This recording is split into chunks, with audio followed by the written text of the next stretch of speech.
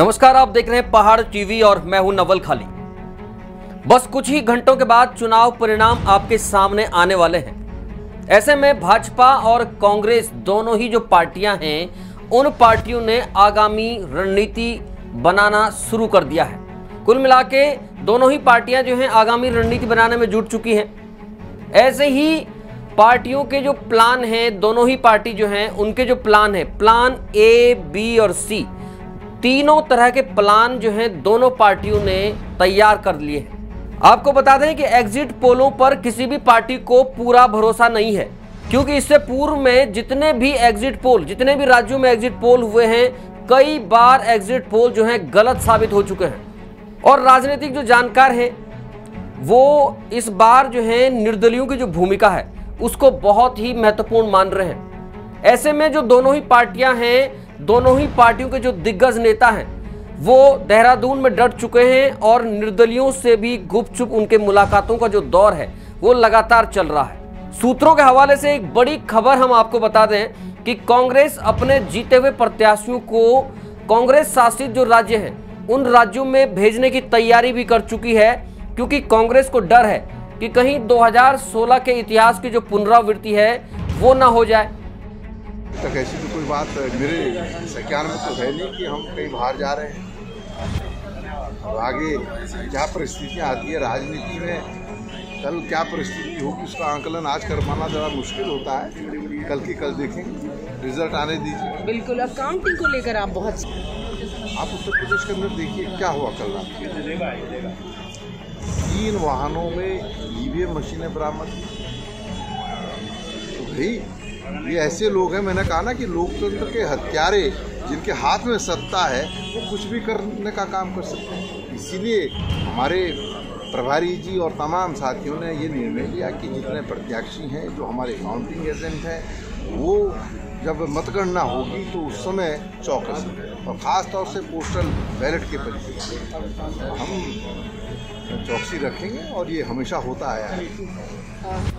2016 वाला कुकृत्य एक बार फिर भारतीय जनता पार्टी यहाँ अंजाम ना दे, ये डर सबको सता रहा है, क्योंकि भारतीय जनता पार्टी का जो ब्रांड एम्बेसडर या कुख्यात लोकतंत्र का हत्यारा है वो प्रदेश में पधार चुका है। ऐसा सबको अनुमान लग रहा है कि वो सिर्फ उसी प्रदेश में जाते हैं जहाँ उनको कुछ उठापटक करनी होती है, या जहाँ भारतीय जनता पार्टी की स्थिति चिंतनीय होती है, या सियासी ज़मीन भारतीय जनता पार्टी के पैरों से खिसक रही होती है। लेकिन मैं भारतीय जनता पार्टी के लोगों को आगाह करना चाहती हूँ और चुनौती के साथ कहना चाहती हूँ कि ये कांग्रेस पार्टी 2022 की कांग्रेस पार्टी है, ये 2016 की कांग्रेस पार्टी नहीं है। हमने अपने किले की पूरा चाक चौबंद कर लिया है, चौकस और चौकन्ने हम हैं, क्योंकि हम समझ सकते हैं कि भारतीय जनता पार्टी किसी भी निचले स्तर तक जा सकती है। उनका नैतिक पतन हो चुका है और उनके निचले स्तर की पराकाष्ठा अब हो चुकी है। तो ऐसे में हम काफ़ी उत्साहित हैं और हम 110% श्योर हैं कि कल अगर सरकार बनेगी तो कांग्रेस की बनेगी। कांग्रेस मुख्यालय में कल होली और दिवाली दोनों एक साथ मनाई जाएगी। वहीं भारतीय जनता पार्टी के दिग्गज नेताओं में भी मंथन का दौर जो है लगातार जारी है। सूत्र बता रहे हैं कि भाजपा के जो आंतरिक सर्वे जो भारतीय जनता पार्टी ने करवाया है उसके मुताबिक जो है भाजपा पूर्ण बहुमत में आती हुई नजर नहीं आ रही है।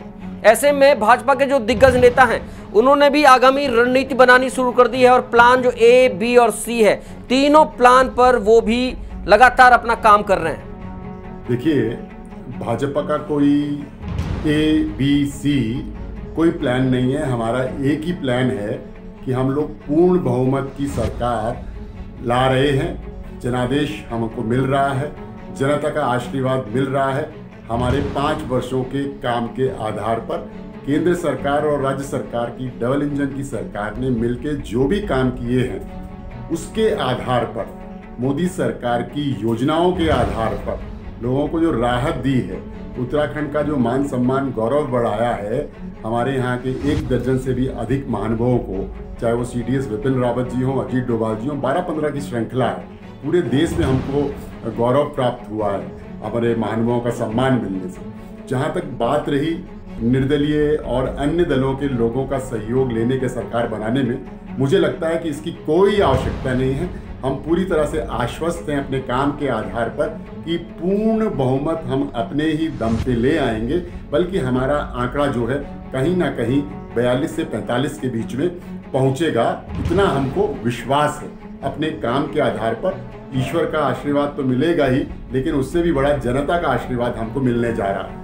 मैं बड़ा हतप्रभव हूँ कि कांग्रेस अपने विधायकों को, विधायक माननीय होते हैं और माननीय विधायक जिनको जनता चुनती है, जो संभावित जीतने के कागार पर हैं कांग्रेस के हिसाब से जो विधायक, उनको सुना है राजस्थान या किसी अन्य प्रदेश में किसी रिजॉर्ट में भेज रही है। माननीय विधायक विधानसभा में जाकर नीति निर्धारण, विधेयक बनाते हैं, कानून नीति निर्माण करते हैं। वो कोई भेड़ बकरी नहीं है कि उनको हाँका जाए। ये माननीय विधायकों के ऊपर अत्याचार है। लगता है कांग्रेस को अपने ही विधायकों के ऊपर विश्वास नहीं रहा। इतना अविश्वास कांग्रेस का है तो कांग्रेस सत्ता के करीब कैसे आ सकती है। वहीं एग्जिट पोल के मुताबिक जो यूकेडी है, यूकेडी के भी इस बार अपना खाता खोलने की जो संभावना है, उनकी संभावना कहीं ना कहीं नजर आ रही है। ऐसे में यूकेडी किस पार्टी को अपना समर्थन देगी, ये भी देखने वाली बात होगी।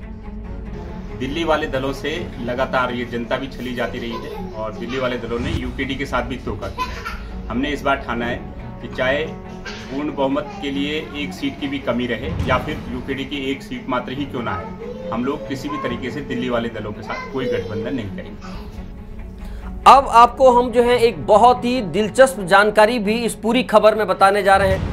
आपको बता दें कि कैसे वोटों की जो है जो गणना होती है वो कैसे होती है, पोस्टल वोट कैसे गिने जाते हैं, कितने राउंड में जो है वोटिंग होती है, ये सारी जानकारी भी हम इस पूरी खबर में आपको बताने जा रहे हैं। आपको बता दें कि 10 मार्च को जो है सुबह 8 बजे से मतगणना शुरू होनी है, जिसमें सबसे पहले पोस्टल वोटों की जो गिनती है वो होगी और पोस्टल वोटों के परिणाम भी जो है जारी हो जाएंगे।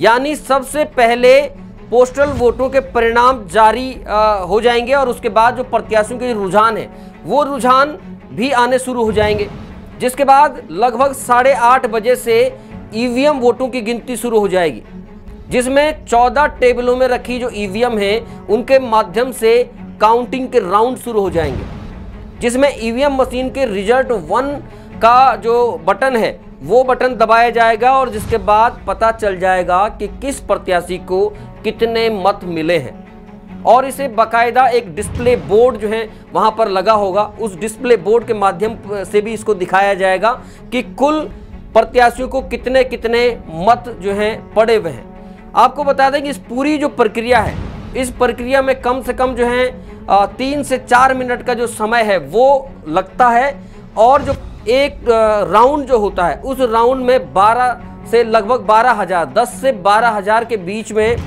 जो वोट होते हैं उनकी गिनती जो है शुरू हो जाती है।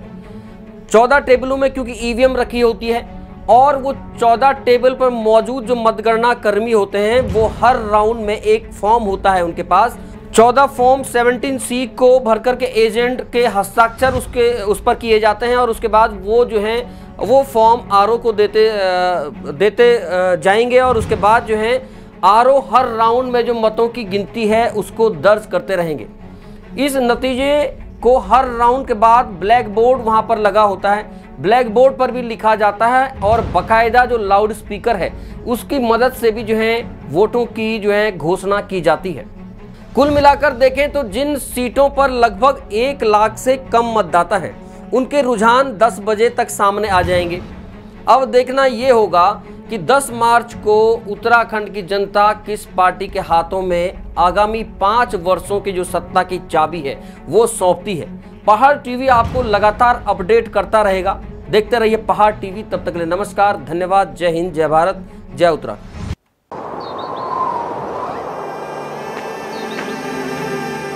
है बेखौफ उम्मीद का रंग,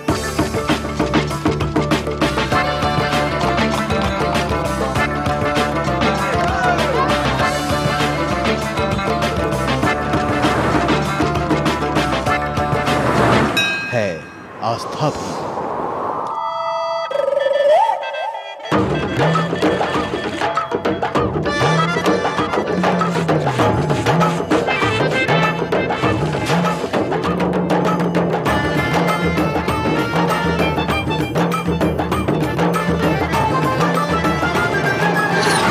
ये है मेरा उत्तराखंड।